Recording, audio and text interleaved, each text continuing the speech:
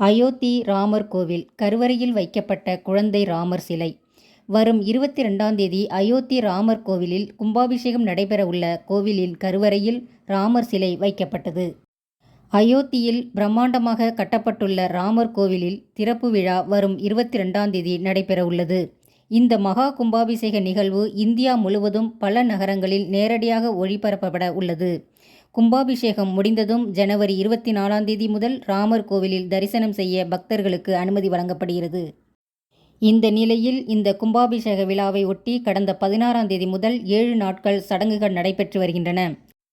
அதன் ஒரு பகுதியாக நேற்று அயோத்தியில் உள்ள ராமர் கோவிலில் கருவறையில் ராமர் சிலை வைக்கப்பட்டது. வெள்ளை மற்றும் மஞ்சள் துணியால் அந்த சிலை மூடப்பட்டு ஜெய் ஸ்ரீராம் கோஷத்துடன் கோயில் கருவறையில் வைக்கப்பட்டது.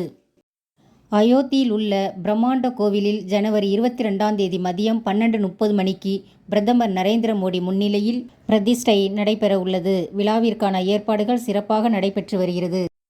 இந்த மகா கும்பாபிஷேக விழா அன்று மதியம் 12:30 மணிக்கு ஸ்ரீராம் ஜெயராம் ஜெய ஜெய ராம் என்ற மந்திரத்தை உச்சரிக்க வேண்டும் என்றும் அன்றைய தினம் வீடுகளில் 5 அகல் விளக்குகளை ஏற்றி வழிபட வேண்டும் என்றும் கூறப்படுகிறது.